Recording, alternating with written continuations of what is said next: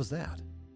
Eternal blue. Ain't no way. Ain't no way a hacker form just somehow found a key to some NSA documents and a GitHub link. This is a world's deadliest computer virus. WannaCry. So guys, if you guys have Windows 10, you guys might need to upgrade to Windows 11 because I swear to God, guys, y'all are gonna get hacked. I'm looking right at you right now. Y'all better be wary just in case we got that homework folder, and especially inside that recycling bin. I know what goes down in there. Oh, I know. Oh, I know. Man, Windows and Microsoft being assholes on Windows 11. Dude, honestly, though, I hate the AI features that they have and the microtransactions they have. I want them to go back to Windows 10, bro. I miss Windows 10. Windows 10 was peak. Actually, that's a lie. Windows 7 was peak. My least favorite was fucking Windows 8. I fucking hated Windows 8. Fucking hated it. 7 and 10 were beautiful. 11, obnoxious. But yeah, guys, go buy yourself some map books. Save yourselves. Go get yourself a Linux computer because at this point, I don't know what you could do with Windows anymore. Please. China. Hotel in the east of Dalian.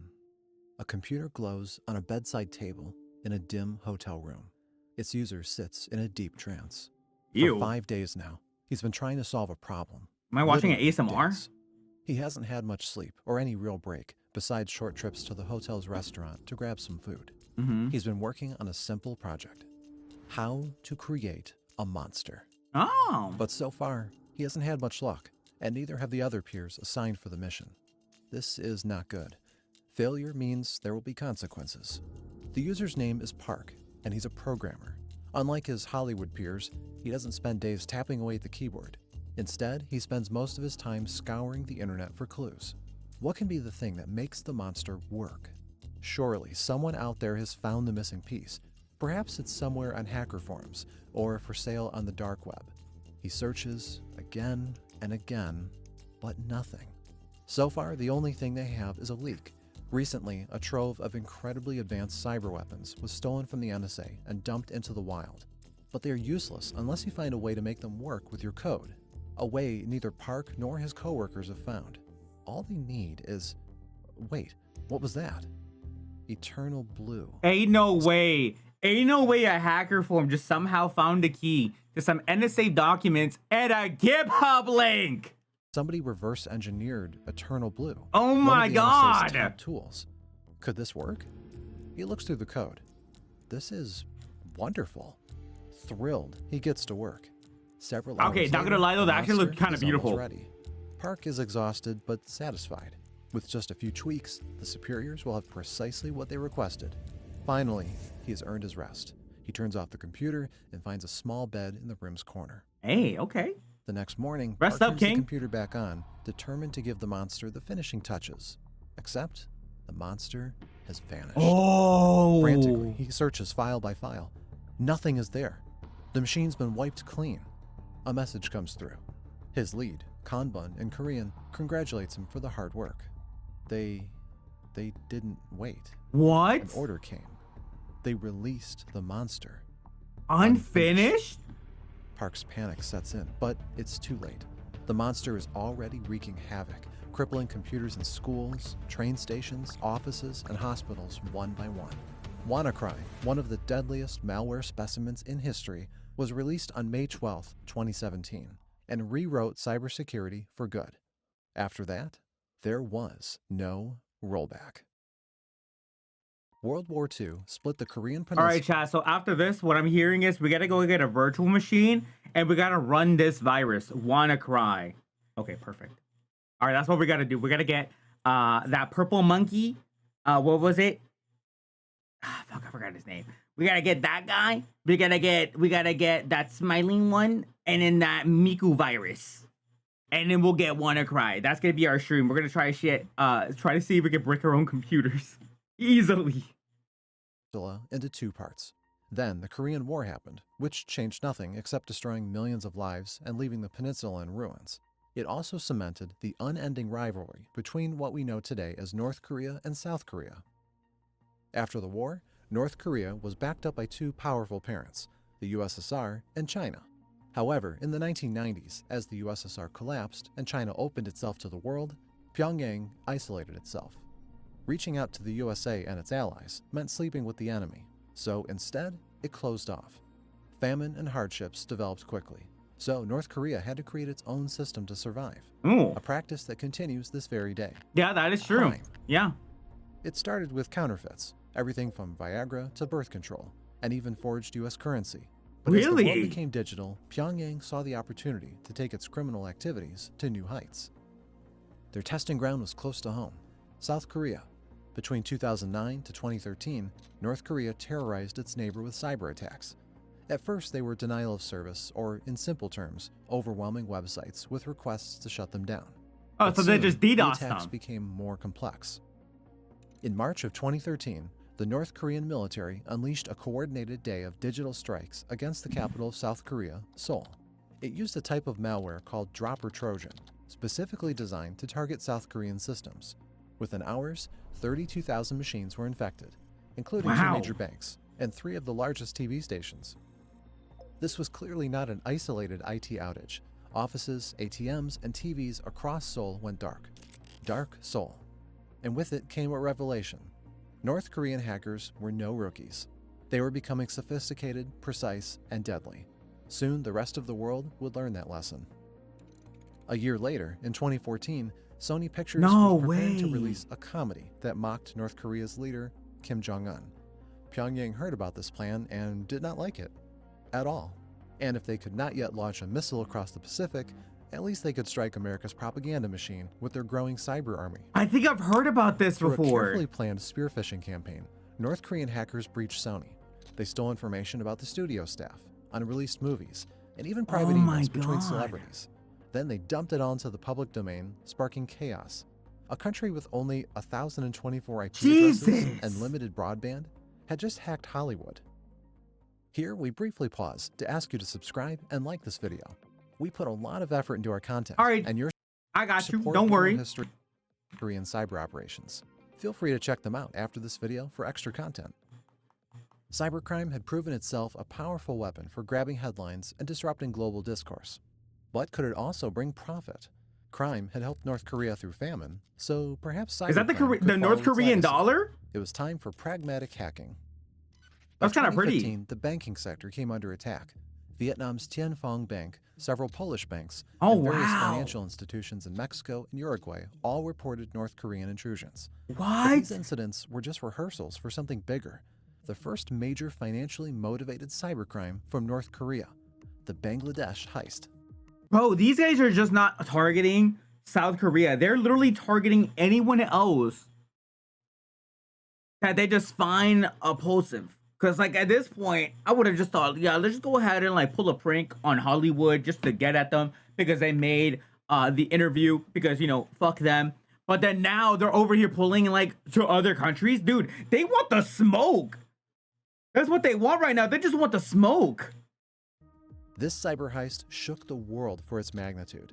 After lurking inside the bank's system for nearly a year, the hackers attempted to steal $1 billion. Jesus. They sent phishing emails, compromised the bank's SWIFT mechanism, which is how financial institutions send and receive requests for money transfers, and authorized about 36 requests to the Federal Reserve Bank of New York.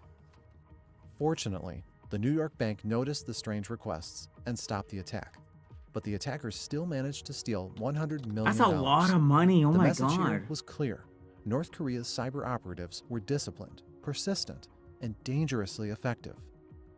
In 2016, North Korean hackers no longer surprised the world. People had gotten used to this country making headlines. By that And they time, still do. tensions between North Korea and the West began boiling again.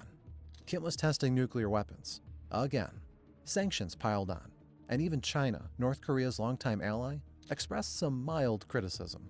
The world was turning on North Korea, and pressure was mounting on the country. But this time, things were different. They were no longer limited to simple DDoS attacks. They had forged an army of elite threat actors that could hijack film studios, banks, and plunge entire countries' infrastructure to darkness. In April 2017, Kim and his cyber army were entangled in all kinds of complicated geopolitical games. However, something else was beginning to stir public discourse. A new player had stepped onto the stage. Ooh. One that would help fuel the birth of many monsters. WannaCry. The Shadow Brokers. Oh, what? It was a mysterious group of hackers who started posting cryptic messages on social media between late 2016 and early 2017. Chat, whose Bitcoin address is this? I will steal all your Bitcoin right now. I swear to God. The rants were incoherent, with purposefully bad English, and filled with strange geopolitical commentary. We don't They just fires. looked like a band of You say sketchy we're. script kiddies. But We this say was no nothing but shit. obfuscation. What the Shadow fuck? Brokers posts had links, and those links contained entire caches of malware, exploits stolen straight from the National Security Agency of the United States. Oh my God. The NSA had been quietly hoarding these for years. Among them was Eternal Blue, a tool that exploited an obscure vulnerability and allowed the takeover of any Windows machine. Oh The agency had known no! All right, that's it, chat. Yep, that's it. That's my deal breaker. We're switching to We're switching Windows. All right, no longer Windows players. Chat. Let's all switch over to Mac. Let's go ahead and become Linux users. Ain't no way. What? This is back in 2012 too. That vulnerability since Literally a 2012. decade ago. Still, decade and a instead of half. bringing it up with Microsoft to ensure the safety of millions of users, it had chosen to remain silent and develop a tool that took advantage of this situation. In 2017, right before the exploit was leaked, Microsoft finally patched the vulnerability, probably because, seeing their tools stolen, the NSA tipped the company off. Typically, this should have limited the damage. However, I've already made Windows. update their devices, some out of Dude, me ignorance, too. others out of habit, Me too with and 7. most out of inconvenience. So for most users, the patch came too late. By late April, the exploits were already dissected by security researchers. Back then, if you dipped your toe into the InfoSec community, you probably were aware of how massive this development was, not least because everybody was discussing it. One of the companies joining the conversation was RiskSense, a cybersecurity firm that, like everybody else, published its own take on the exploits. But RiskSense stands out for one thing. It became the unexpected catalyst in the chain of events that triggered WannaCry. Only 3 days before the attack, a senior staff member posted in RiskSense's GitHub, a developer's website. But this entry was not just another write-up of Eternal Blue. He had reverse engineered its code. In a nutshell, he disassembled the complex tool to understand how the exploit worked. That 9th of May, or perhaps a day or two later, North Korean threat actors stumbled upon the post. No It way. was exactly what they needed. With this knowledge, they could learn how to use Eternal Blue and combine it with another exploit, Double Pulsar, to create the ultimate cyber weapon, a ransomware crypto worm that would spread automatically, faster than anything they had ever created. Dude, that's crazy. Somehow these Korean hackers were able to conjure up 2 Yu-Gi-Oh cards to make a freaking Blue Eyes White Dragon freaking virus. That is literally insane. I wish I could get that good with coding where I could just stumble upon one piece of code, grab another piece of code, and just put it together and get me my own Blue Eyes White Dragon. Because there's no freaking way. These guys, you know, forget the Blue Eyes White Dragon. They just literally made their own freaking Exodia. That's literally what just happened. Holy crap. Was this really what North Korea was looking for? Let's go back to Kim and his cyber army now. By late 2016, Kim was growing increasingly frustrated, and by 2017, the tensions peaked. But North Korea wasn't seen as a powerful adversary. Oh, the hydrogen Instead, bomb. people saw it as a reckless outcast. Perhaps what the world needed was a show of force. Perhaps this was the right time to unleash their shiny weapon. But there was a problem. The monster was not ready. Yes, it was already capable of significant damage, but it was still flawed. Imperfect monsters are dangerous. They can slip out of control if not handled correctly. And maybe the tension and stress made North Korea careless. Or perhaps not. Maybe it was deliberate. Perhaps desperation led them to act fast while they still had a chance. Whatever the case, on May 12th, the malware was unleashed, and in less than a working day, it spread across the world, paralyzing more than 3/4 of it. That's insane. The world was under the grip of a beast. At least until around lunchtime. Lunchtime? What happened at lunchtime? WannaCry is regarded as one of the deadliest ransomware outbreaks in cybersecurity history. But the irony is that the malware itself is not particularly advanced. Its true power came from 2 things: how it infected and how it spread. Both of these characteristics came courtesy of the United States, the staunchest enemy of North Korea. The deadly combination of the NSA's exploits, Eternal Blue and Double Pulsar. Eternal Blue enables remote code execution on unpatched Windows machines. It uses the SMB v1 protocol, a system that Windows computers use to communicate and share files. It is the best I've learned known about of this in Shadow school. Broker's tools, and we explained it in detail in our video about NotPetya, another devastating cyber attack this exploit enabled. Double Pulsar is slightly less known.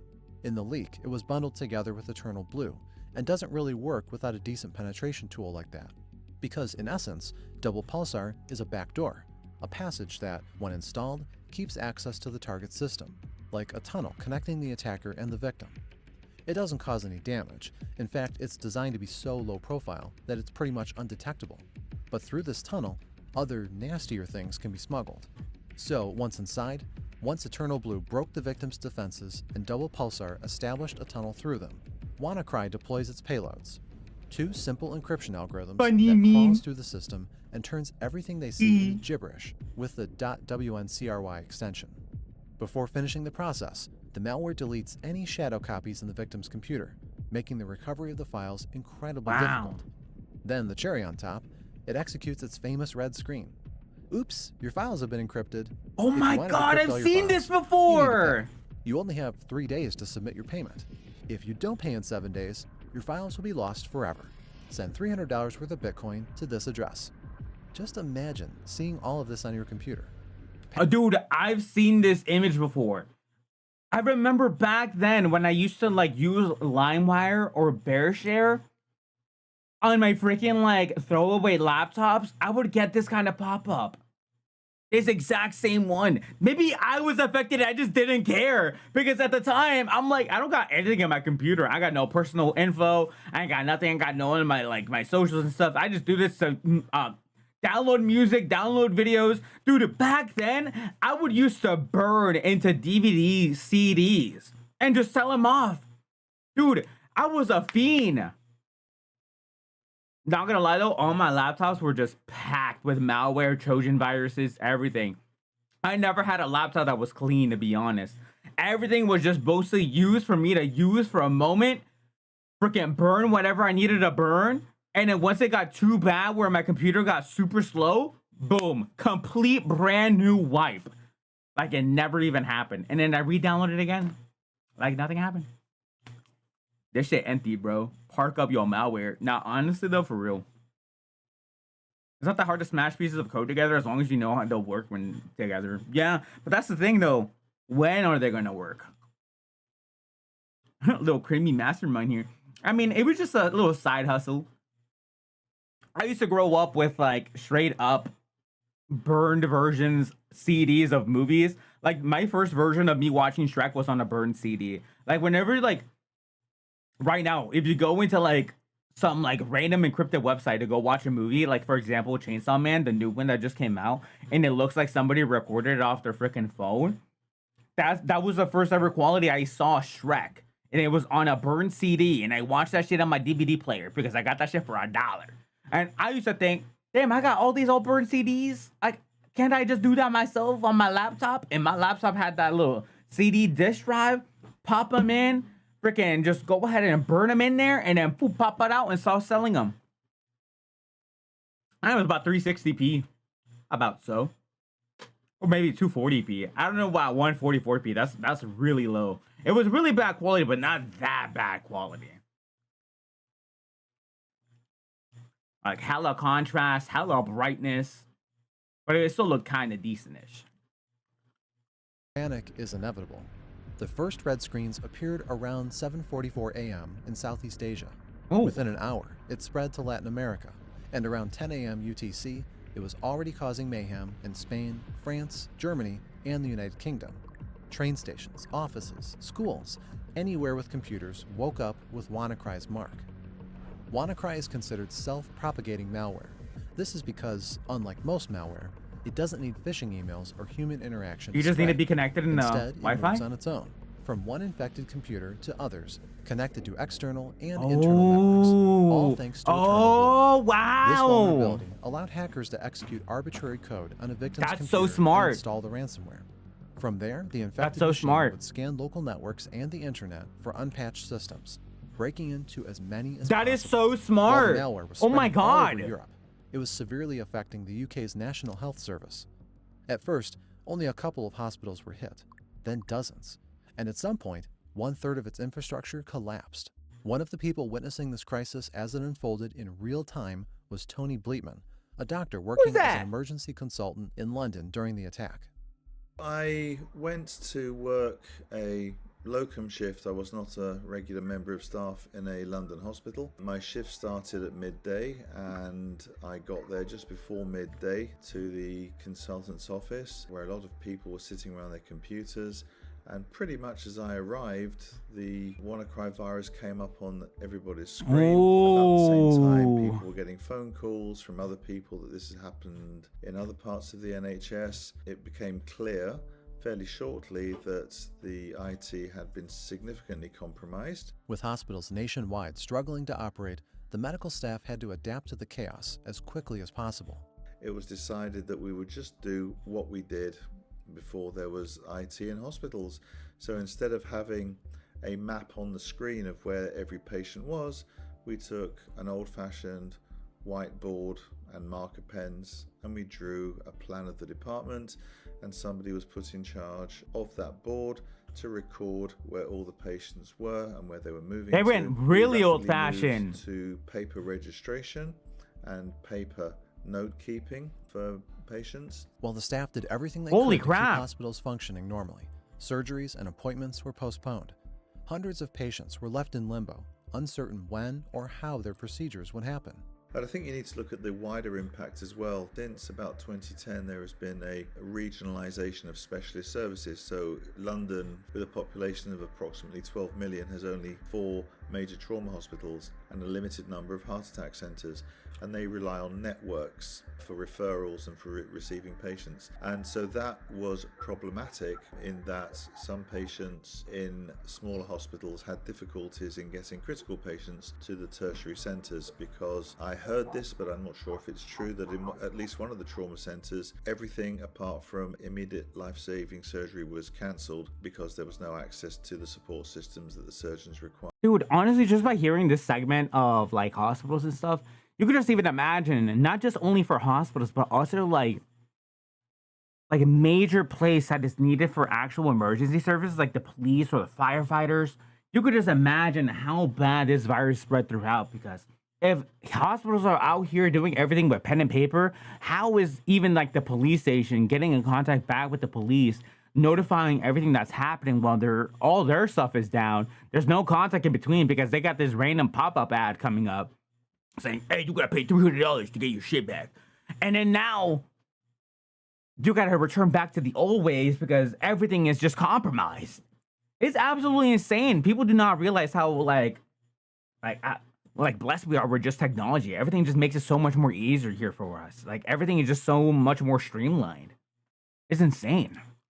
I'm not sure that's verified, but that's what I heard on the day that non-essential operating had stopped. And I think for a short time there was a pause in invasive cardiac procedures as well in the regional centres. The situation was scary, and it didn't take long for most of the country to get glued to the nearest radios, TVs, and computers. Among them was a UK researcher named Marcus Hutchins. At 2:30 p.m., Marcus had just finished lunch and returned home. He had a few days off, so he was taking it easy. But the moment he opened his computer, the scale of the crisis hit him. And he felt he needed to do something. Marcus recalls the motions of that day with Jack Resider on Darknet Diaries when he was brought back to his old parents' room. And my first instinct was, this isn't phishing. This is hitting way too many organizations, way too many parts of the same organization. It has to be something bigger. So I went and asked my friend Caffeine, can I have a sample of this? And the second I looked at it, I was like, oh, this is bad. As Marcus continued to investigate the malware, he quickly noticed something else unusual. The worm was trying to connect to a random domain before deploying its payload.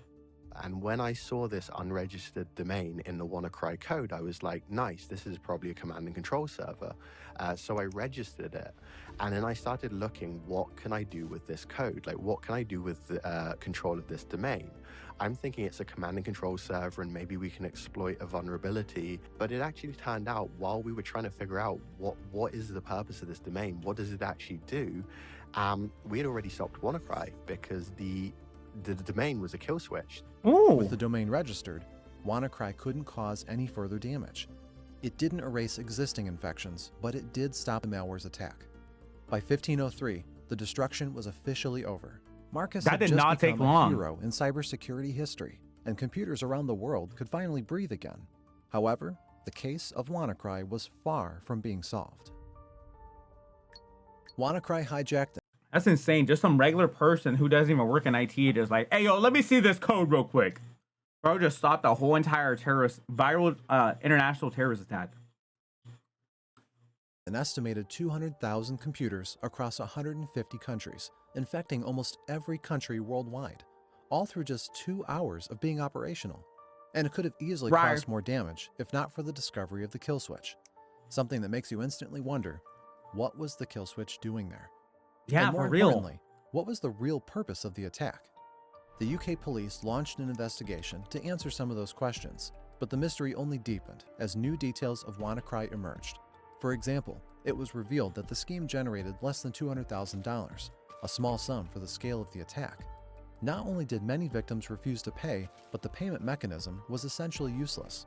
Unlike better designed ransomware, WannaCry had no automated system for distributing decryption keys or tracking who had paid and who hadn't. Ooh, they were just taking the money. Odd for threat actors who are supposedly in it for the money. This led to a darker theory. Perhaps WannaCry was not about money. The kill switch supported this theory. Some researchers believed it was not meant to stop the worm, but to cover the hacker's footsteps. The kill switch was a way for the worm to understand whether it operated in an organic environment or a sandbox. Oh, that's so smart. A sandbox is a virtual smart. computer used to run malware for research purposes. So in this case, if the malware detected a connection to a certain domain, it would shut itself off, assuming it was being studied. However, the creators of WannaCry had been sloppy. The domain was not different for each infection. It was static. So when Marcus registered it, the worm believed the entire internet was a sandbox and shut itself off. If the domains had been different for every computer, the kill switch would have only worked for Marcus, and the infection would have continued spreading. That would be a smart way to design ransomware, the way nearly every known attack works. But in other aspects, WannaCry was pretty sophisticated and was definitely designed with a lot of care and a lot of resources. So the most logical explanation was that the malware was simply unfinished. Somebody released a testing version instead of the final one. The set of circumstances that led to WannaCry was so insane. Because, of course, you had the Shadow Brokers leak, and the Shadow Brokers they haven't been attributed yet, but it's widely believed to be Russian intelligence. So Russian intelligence hacks the NSA, steals one of their most prized vulnerabilities, leaks it onto the open internet, at which point North Korea pick it up and decide to make ransomware with it. And we're not even to this day sure whether WannaCry was supposed to be released yet. There are a lot of just signs in the code that it might have been a work in progress that accidentally leaked a little earlier than they had intended it to. As the investigation progressed, even if it did leak, it did so much damage across the globe and affected billions of freaking people. Can you just imagine if this code was completely like done, how it would act, how it would destroy everything? Because even then, even if like this random pop-up is just getting rid of every single file that you have in your computer and having this block of the microtransaction, it could probably do more. It's insane. The UK brought the case to America, which uncovered the nastier side of it. At the end of the day, the NSA's fingerprints were all over the two stolen exploits that made WannaCry work, Eternal Blue and Double Pulsar. WannaCry's power came straight from America's intelligence, and working together, British and American investigators discovered who was behind the worm. First, the FBI analyzed WannaCry's code and concluded that there were at least 2 other versions of the malware, dating from February and April of 2017. All 3 versions shared the same code. No reverse engineer was involved. This was the work of a single group of threat actors. Then came another revelation. WannaCry had much in common with other infamous cyber attacks. The malware data chart matched the one used in the Sony and Bangladesh cyber attacks. Also, the development environment was the same, Visual C++. And while this alone does not guarantee that the That's malware insane they use that code. One discovery made the difference. Several IPs and email addresses were reused across WannaCry, Sony, and Bangladesh. It was like finding that after robbing 3 separate places, the burglars went to the same warehouse to store the stolen goods. All of these attacks have been perpetrated by the same threat actor, and all the evidence was pointing in one direction: Lazarus Group. Oh, Lazarus Group, also known as Guardians of Peace or Who Is Team, is believed to be behind most of North Korea's cyber attacks. Jeff White, an investigative journalist, explored this group in great detail and believes these hackers never act independently. They are North Korea's war machine. Oh, there we go. Hackers working for North Korea are accused of attacking banks. Some are accused of attacking governments or media organizations. So there's this idea that there are different teams. And yes, they will be within the military because North Korea is a highly militarized society. Yeah. From memory, I think something like 5 or 6 million of its 25 million inhabitants are in the military services. Holy crap! Do we even have... Wait, does the U.S. even have that many people in the military? That is insane. That's like a good quarter. That's like a good 1/5 of the population of North Korea just literally just in the military. That's insane. But if it had been active for a day or two, they would have like mad trillions from this virus. Honestly, though, they would have just taken over the whole entire world with that. Dude, no one else would have been able to like straight up gone against North Korea. Because how else would they be able to like, even if they were able to like go send out people to North Korea, it wouldn't do as much physically if it were to like send out a whole entire missile. Let's just go ahead and blow up North Korea, end this shit all over. But then even then, their computer still would have been dethroned. It would have still been hacked. It would have been just corrupted. It wouldn't get nothing would have gone back. Everything would have restart, fresh and brand new. So yes, the hackers will be inside the military. They will be part of an organizational structure. They will have a commanding officer who is controlling what they do. So that's the sort of setup in terms of the hackers. There was one more thing all of these attacks had in common. Tracing them and connecting them allowed the investigators to finally connect the Lazarus Group to a real person, turning what used to be a shadowy organization with ties to North Korea into a group of operatives with faces and names. In the aftermath of the Sony hack and the Bangladesh heist, FBI agents found a shared network of emails that led them to a mysterious user, Kim Hyun-woo. Although this turned out to be a fabricated persona, the alias was actually helpful for the FBI. They connected this alias to Chosun Expo Group, a North Korean front company for state-sponsored hacking. Chosun Expo was initially an experimental this is a pretty venture between website. North Korea and South Korea. It sold everything from lottery tickets to mushrooms and even ornate vases. But at some point, South Korea withdrew from the venture, and North Korea maintained the business. On paper, the company's purpose was to supply various goods and services, including software, freelancing software development, and gambling-related products. But this was only on paper. The FBI soon uncovered that Chosun was connected to the Sony and Bangladesh incidents.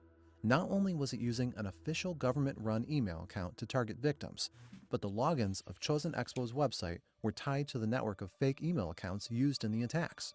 The evidence was clear. Whoever ran the company's website also participated in the cyber attacks. They came across a Gmail address, a Google email address that had been used in that attack.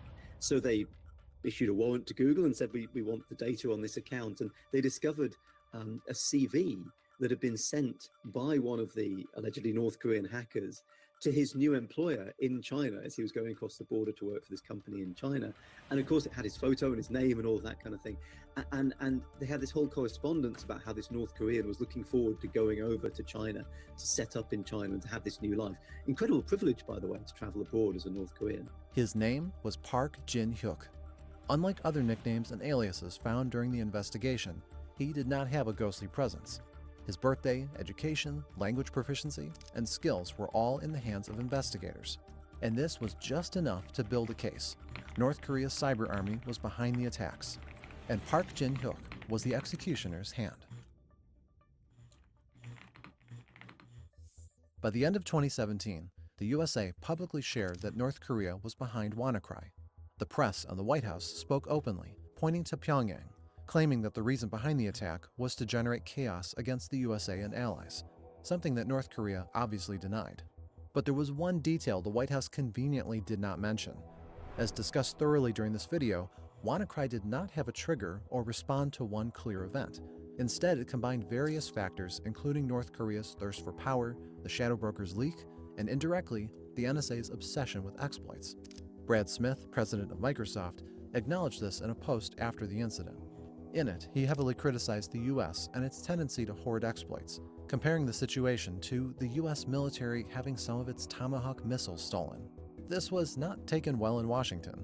The US government tried its best to deflect the questions surrounding America's indirect role in WannaCry, and when asked whether the NSA was accountable for WannaCry, their answer was...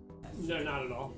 WannaCry resulted from a chain of events that fueled a beast, but North Korean threat actors could not have completed this beast without the Shadow Broker's leaks. Luckily, we have a video about this mysterious group. That's insane, though. That's honestly insane.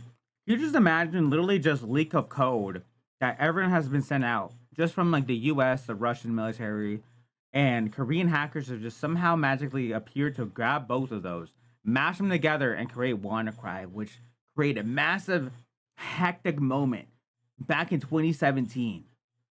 It makes you think of how much people can actually have that much power and just completely wipe your whole entire computer and just completely just destroy your shit.